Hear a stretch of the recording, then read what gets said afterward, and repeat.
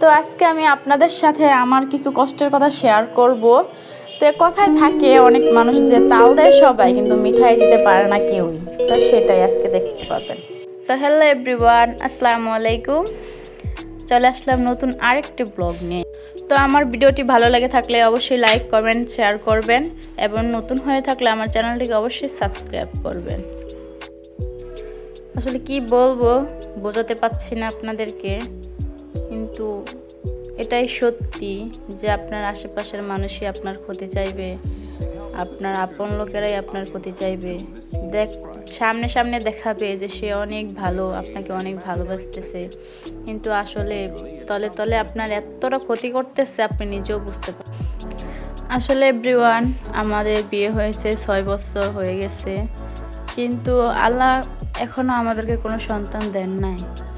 আসলে আল্লাহ কি চায় আমি সেটা জানি না। অনেক টাইমে অনেক মানুষ এরকম কথা বলে যে শুনতে খুবই খারাপ লাগে। এটা তো কারো হাতের জিনিস না যে চাইলাম আর পেয়ে গেলাম, আল্লাহ না দিলে কিচ্ছু করার নাই। কিন্তু কিছু কিছু এগুলা কথাগুলা মানুষ বুঝতেই চায় না। বুঝতে চায় না বলতে কি, মানে এমন ভাব ধরে সে কিছু জানেই না, অথচ সে জানে যে আল্লাহ পাক না দিলে কিছু করার নাই, তাও এমন এমন কথা বললে ফেলায়, বুঝছেন। যার হয় না সেই বোঝে যে কতটা কষ্টে সে আছে, কিন্তু এর ভিতরেও মানুষ এত এত কথা বলে, মনে হয় যেন ওনার হাতে সব কিছু, মনে হয় যেন আমার হাতে সব কিছু, আমি কেন আনতে আসি না। এটা বুঝতে চায় না যে আল্লাহ না দিলে কিচ্ছু করার নাই।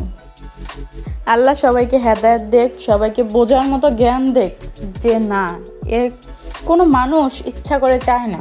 আমার তো মনে হয় যে 6 বছর হয়ে গেছে অলরেডি, এখনও সন্তান চায় না, এরকম কোনো বোন বা এরকম কোনো মা বোন নেই যে সন্তান চায় না। অবশ্যই বিয়ের 2-3 বছর পরেই তারা চায় যে আল্লাহ আমাদেরকে সন্তান দেন, কিন্তু আল্লাহ না দিলে কোনো জোর করার নাই ভাই।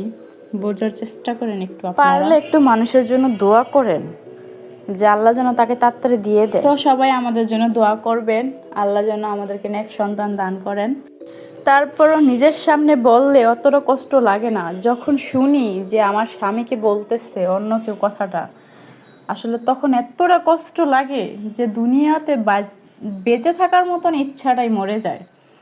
যে আল্লাহ, কেন তুমি এরকম করতেছো, কেন মানুষের চোখে আমাকে ছোট করে রাখতেছো, তোমার কাছে তো এত মাল আছে, তাহলে কেন তুমি আমাকে দিতেছো না, তুমি কোন পরীক্ষা নিতেছো আমার কাছ থেকে। এতটুকু অনেক কষ্ট লাগে ভাই, বোঝানোর মতনে না। আপনারা একটু বুঝছেন যে সবাই সন্তান চায়, সবাই চায় যে তাদের ঘরে সন্তান আসুক, তারাও তার সন্তানের সাথে দুষ্টামি ফাজলামি করুক, তারাও চায় তাদের সামনে বড় হোক তাদের সন্তান। সবাই চায়, এটা চায় না এরকম কেউ নয়, সবাই চায়, কিন্তু যার যারটা সেই বোঝে। জানি না কথাগুলো কে কোনভাবে নেবেন, কিন্তু আসলে একটু পজিটিভলি ভাইবেন, সবাই পজিটিভ কিছু ভাইবেন যে না, সবাই চায় সন্তান। ওরও তো মনে হয় যে ওর সন্তান হোক, ওর সন্তানের সাথে দুষ্টামি করুক।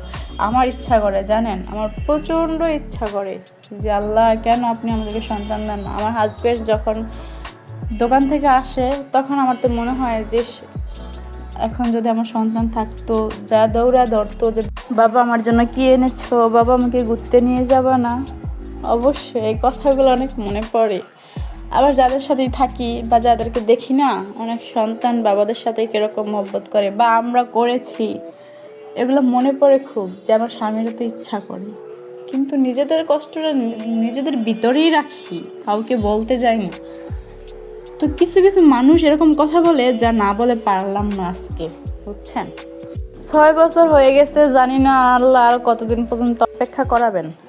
তো সবাই আপনারা আমাদের জন্য দোয়া করবেন, আল্লাহ আমাদেরকে নেক সন্তান দান করে, মানুষের কথা থেকে মুক্তি দেয়, মুক্তি পাই আমরা মানুষের কথা থেকে। মানুষের কথাগুলো শোনার মতন না, বুঝছেন, মানুষের কথায় যন্ত্রণা লাগে বেশি, কিন্তু কিচ্ছু করার নাই। আল্লাহ যতদিন পর্যন্ত না দেয় ততদিন মানুষের কথা শুনতে হবে। মানুষ বলবেই, যাদের সন্তান হয় না তারা অবশ্যই আমার কষ্টটা বুঝতে পারবেন যে আসলে একটা মেয়ে কিসের ভিতর দিয়ে যাচ্ছে, কিসের ভিতর দিয়ে যায়। এই কথাগুলা মাথায় নেওয়া তার জন্য কতটা যন্ত্রণাদায়ক, বুঝছেন? হবে কি ভাই, এসব কথা শুনলে মাথার ভিতরে এত চাপ লাগে। আল্লাহ যেন কোনো মেয়ের জীবনে যেন এরকম দিন না আনে। আল্লাহর কাছে দোয়া করি, আল্লাহর কাছে ক্ষমা চাই, আল্লাহ এরকম দিন আপনি কারো বোনের জীবনে আনেন না। সুযোগ পাইলে কেউ কইতে কম বলে না, বুঝছেন? একবার শুরু করলে কেউ কম বলে না, সবাই বলে। তখন নিশ্চুপ হয়ে শুনতে হয় সবার সব কথাগুলা। কারণ ওই যে একটাই কথা, আমার সন্তান হয় না, আমার সব মুখ বুজে সহ্য করে নিতে হবে। তো অনেকক্ষণ বললাম আমাদের বিষয়ে কথা, দেখতেই তো পেলেন যে অনেক কথা বলে ফেলেছি, ভুল হলে ক্ষমার দৃষ্টিতে দেখবেন। তো দেখতে পাচ্ছেন রান্না করলাম, মুরগি মাংস রান্না করলাম, এখন শাক ভাজি করবো। তো শাকগুলো কেটে নিয়েছি, শীতকালীন সবজি খেতে খুবই ভালো লাগে। আর এখন যেভাবে আমি ভাজি করতেছি ওইভাবে ভাজি করলে আমার অনেক খেতে ভালো লাগে। সাথে যদি সিমের বিচি আছে না, ওই বিচিটা যদি দেওয়া হয় তাহলে আরও বেশি মজা লাগে। আপনারা অবশ্যই বাসায় ট্রাই করবেন, তো অনেক ভালো লাগে। তো এই শাকটার নাম আপনাদের এলাকায় কি বলে কমেন্ট করে অবশ্যই জানাবেন। আমাদের এলাকায় বলে বাত্তর শাক। এই যে কুচি কুচি করে আলুটা আমি সিদ্ধ করে নিয়েছি। তো এখন আমি শাকটা দিয়ে দিব। এই যে দেখতে পাচ্ছেন আমি দিয়ে দিয়েছি।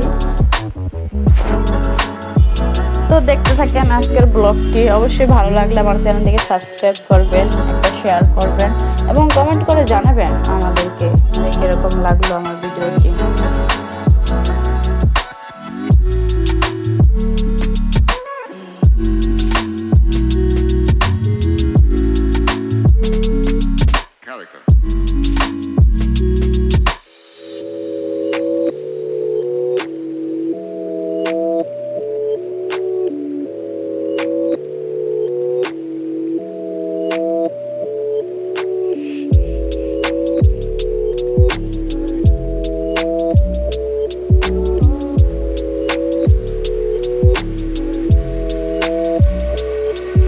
Why?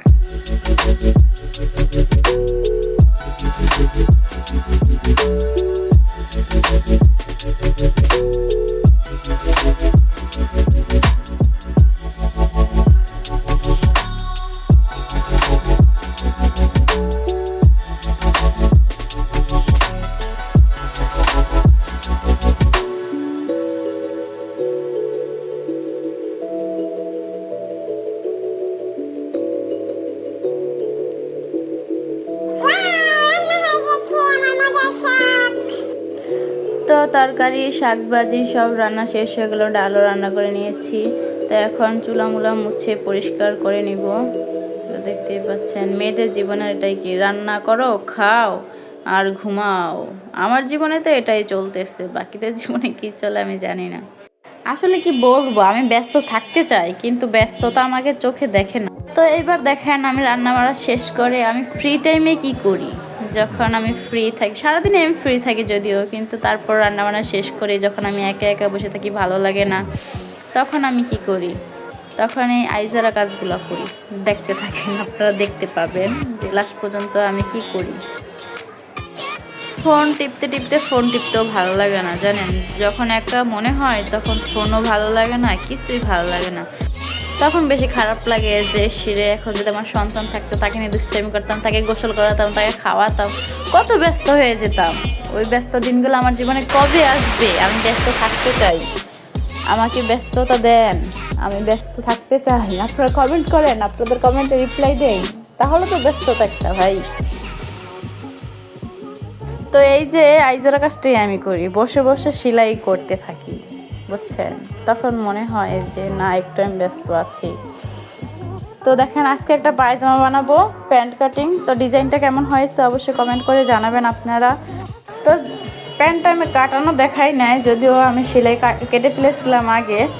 তো এই যে আমি দেখেন সেলাই করতে মনোযোগ দিয়ে দেখলে আপনারা বুঝতে পারবেন। তো এই যে আমি দুইটা হাই আগে একসাথে ধরে সেলাই করে নিয়েছি। দেখতে থাকেন, দেখলে বুঝতে পারবেন। পুরোটা ভিডিও দেখতে থাকেন, সম্পূর্ণ ভিডিওটি দেখেন তাহলেই বুঝতে পারবেন। যে দুইটা হাই দেখতে পাচ্ছেন, আমি দুইটা হাই সেলাই করে নিয়েছি। তো ডাবল সেলাই দিয়ে দিলাম। এই যে সেলানো শেষ, আমার দুইটা হাই সেলানো শেষ। এখন আমি যে কোমরের রাবারটা লাগাবো ওইটার জন্য উল্টো করে আমি একটু হাফ ইঞ্চির মতনই সেলাই করে দিচ্ছি। হাফ ইঞ্চির মতনে নিয়ে সেলাই করবেন আপনারা। পুরোটা সেলাই করে নেবেন হাফ ইঞ্চি ধরে, রাবার ভাঙার যে ঘরটা থাকে ওইটা। এই যে দেখতে থাকেন, এটা আমার সেলাই করা শেষ। তো এখন আমি কি করব, এখন আমি রাবার কেটে নেব। আসলে রাবার কাটতে হয়, যার থ্রি পিসটা বানাইবেন ওনার কোমরের মাপ নেবেন, এটা বডির মাপে হবে না, কোমরের মাপ হবে। তো এই মাপটা আপনারা ওই যার জামা বানাবেন তার প্যান্ট থেকে নিতে পারবেন, তার পায়জামা থেকেই নিতে পারবেন এই মাপটা। দেখেন আমি তার কোমর অনুযায়ী রাবারটা কেটে নিয়েছি। তো এবার দেখেন রাবারটা আমি কীভাবে লাগাবো।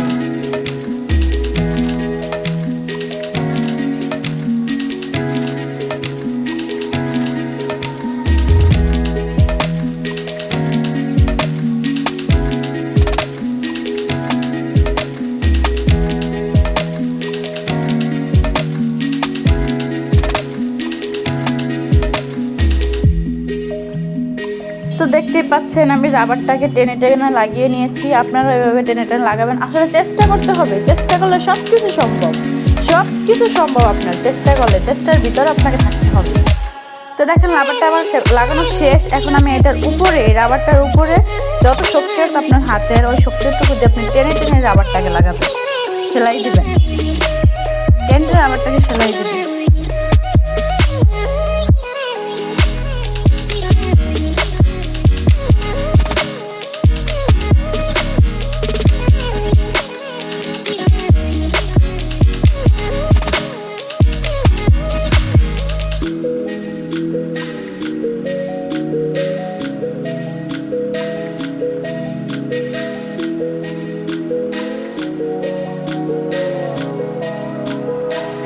যে রাবার লাগানো শেষ, এখন দেখবেন যে আমি কীভাবে ডিজাইনটি তৈরি করলাম। তো ডিজাইনটি তৈরি করার জন্য দেখছেন এভাবে আমি দাগ দিয়ে নিয়েছি। আপনারা চাইলে আমার মতো এভাবে দাগ দিয়ে নেবেন। দাগ দিয়ে নিলে আপনার সেলাই করতে সুবিধা হবে, আঁকা বাঁকা হবে না, সুন্দর মতন আপনার সেলাই করতে পারবেন। তো দাগ দিয়ে নিলে সহজ হয়, নতুনদের জন্য বলছি, দাগ দিয়ে নিলে সহজে আপনি করতে পারবেন।